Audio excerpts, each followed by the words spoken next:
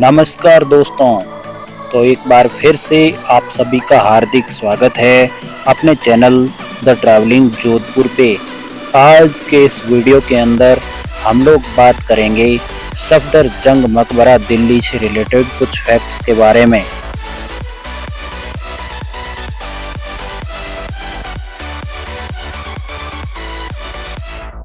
सफदरजंग का मकबरा दिल्ली की प्रसिद्ध ऐतिहासिक इमारतों में से एक है। यह मकबरा दक्षिणी दिल्ली में श्री अरबिंदो मार्ग पर लोधी मार्ग के पश्चिमी सिरे के पास में स्थित है। और अब बात करते हैं सफदरजंग के मकबरे से जुड़े हुए कुछ तथ्यों के बारे में। सफदरजंग का मकबरा अंतिम मुगल शासक बादशाह मोहम्मद शाह के शक्तिशाली एवं कुशल प्रधानमंत्री सफदरजंग की स्मृति में नवाब शुजा उद दौला ने 1754 ईस्वी के अंदर बनवाया था।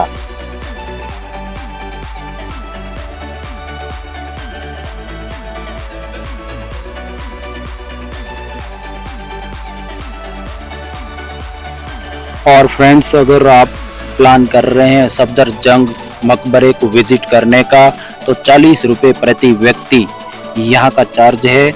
और सुबह 9 बजे से शाम के 7:30 बजे तक ये मकबरा खुला रहता है।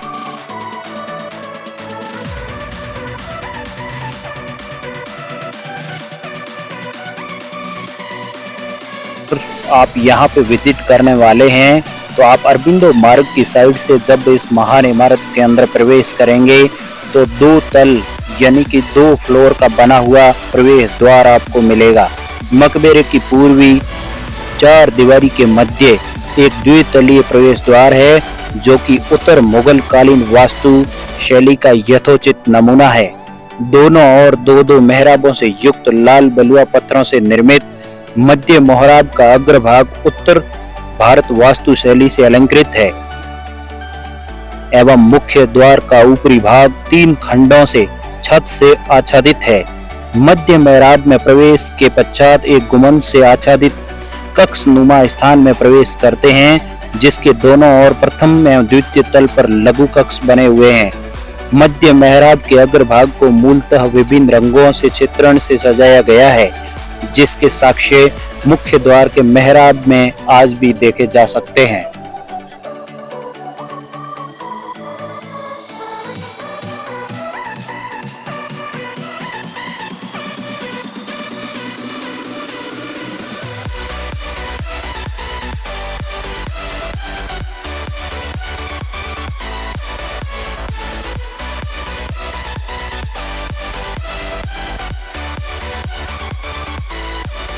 इस इमारत का स्थापत्य कला से रिलेटेड अगर बात करें तो हुमायूं के मकबरे के ढांचे पर ही आधारित है। मोती महल, जंगली महल और बादशाह पसंद नाम से पेविलियन भी बने हुए हैं। चारों ओर से पानी की 4 झीलें हैं जो चारों इमारतें तक जाती है। पूर्व दिशा में मुख्य द्वार है जो कि अरबिंदो मार्ग की साइड में स्थित है।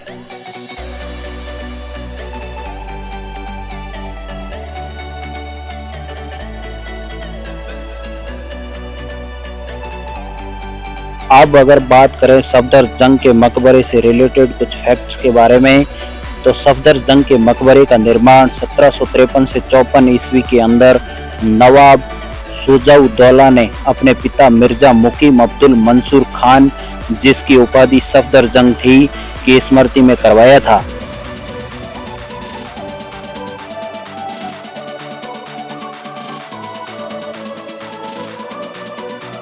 सफदरजंग मुगल बादशाह मोहम्मद शाह के शासनकाल के अंदर अवध के सूबेदार रहे थे। बाद में वहां के प्रधानमंत्री के रूप में भी उन्हें चुना गया था। इस स्मारक का भव्य एवं अलंकृत मंडप नुमा प्रवेश द्वार एवं पूर्वी दिशा में स्थित है। ये 2 मंजिले दरवाजे से अनेक कमरों एवं प्रांगण तथा एक मस्जिद से अपने आप को अलंकृत करता है। यह स्मारक एक ऊंची 4 दीवारी से घिरा हुआ है जिसके भीतरी भाग में ताक नुमा मेहराबों सी श्रृंखलाएं भी स्थित है और चारों कोनों पर अष्टभुजाकार छतरियां भी है। इसके ऊपरी भाग में नालियां बनी हुई है जिसके द्वारा विभिन्न मंडपों से पानी ले जाया जाता था। यहाँ चार दीवारी से लगे हुए बहुकक्षीय मंडपों का निर्माण भी किया गया था, जिसमें उत्तर, दक्षिण एवं पश्चिमी दिशा में स्थित मंडप क्रमशः मोती महल, बादशाह पसंद एवं जंगली महल के नाम से जाने जाते हैं।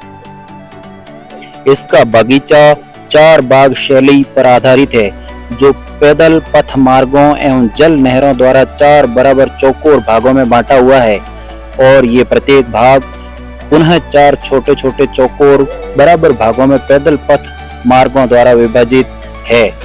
यह 2 मंजिला वर्गाकार मकबरा बगीचे के मध्य में 20 बाई 20 वर्ग मीटर लगभग ऊंचे चबूतरे पर स्थित है।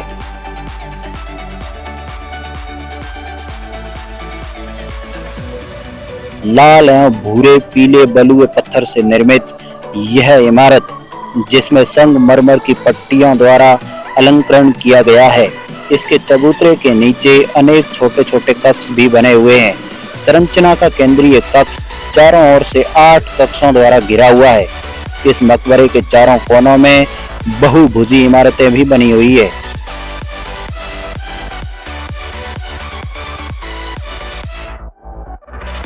एक केंद्र में अपनी भुजाकार एवं गोलाकार रूपरेखा सहित एक बड़ी सी गुंबद भी है।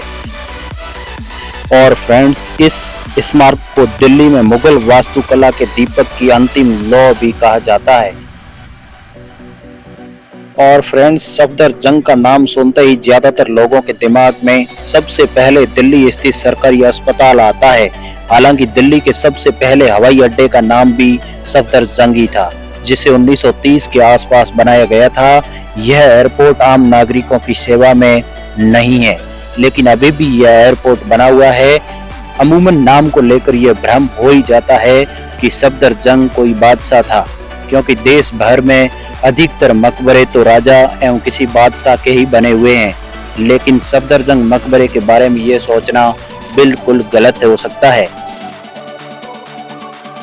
सफदरजंग ईरान यानी कि फारस के मूल निवासी थे, जो जन्म के कुछ समय बाद भारत आ गए थे। उनकी मृत्यु 1754 में सुल्तानपुर, जो कि वर्तमान में उत्तर प्रदेश के अंदर है, वहां पे हुई थी। सफदरजंग का पूरा नाम अबुल मंसूर मिर्जा मोहम्मद मुकीम अली खान था। मुगल बादशाह मोहम्मद शाह ने सफदरजंग की उपाधि उन्हें दी थी। मोहम्मद शाह के शासनकाल के अंदर अवध के सूबेदार भी थे। मोहम्मद शाह के बाद 1748 में अहमद शाह बहादुर के शासनकाल में हिंदुस्तान का प्रधानमंत्री यानी कि वजीर उल हिंदुस्तान भी बनाए गए थे। सफदरजंग का मकबरे के बारे में अगर बात करें तो ये एक युद्ध के बाद साल 1953 के अंदर सफदरजंग को दिल्ली से बाहर निकाल दिया गया था, जिसके कुछ समय के बाद सफदरजंग की मौत हो गई थी। सफदरजंग की मृत्यु के बाद उनके बेटे शुजा उद दौला ने उस समय के मुगल सम्राट से दिल्ली में अपने पिता के लिए मकबरा बनाने की अनुमति ली थी। इसके बाद उन्होंने मुगल शैली में सफदरजंग मकबरे का निर्माण करवाया था। सफदरजंग आर्किटेक्चर के बारे में अगर बात करें तो मुगल आर्किटेक्चर की एक प्रसिद्ध शैली चार बाग शैली पर निर्मित यह मकबरा पूरे परिसर के बीचों बीच स्थित है। मकबरे के 3 तरफ एक जैसे दिखाई देने वाले अलग अलग महल है, जो कि जंगली महल, बादशाह महल एवं मोती महल के नाम से जाने जाते हैं। तीनों महल उत्तर मुगल कालीन वास्तु शैली में बने हुए हैं। मकबरे का निर्माण भूरा, पीला एवं लाल बलुआ पत्थरों से किया गया है। मकबरे में सफदरजंग एवं उनकी बेगम की कब्र बनी हुई है। यह मकबरा एक सफेद समाधि है, जो मुगल वास्तुकला का सुंदर नमूना है। मकबरे का मुख्य द्वार करीब 2 मंजिला है, जिस पर अरबी शिलालेखों को देखा जा सकता है। सफदरजंग का मकबरा दिल्ली में ASI के 174वें संरक्षित स्मारकों में से एक है। आर्कियोलॉजिकल सर्वे ऑफ इंडिया के दस्तावेजों में ये जानकारी मिलती है कि बनाए जाने के समय इस मकबरे के लिए जब पत्थरों की कमी पड़ी तो निजामुद्दीन स्थित अबुर रहीम खाना खान के मकबरे से पत्थर निकालकर इस मकबरे में लगा दिए गए थे। और सफदरजंग मकबरे को मुगलों का अंतिम स्मारक भी माना जाता है।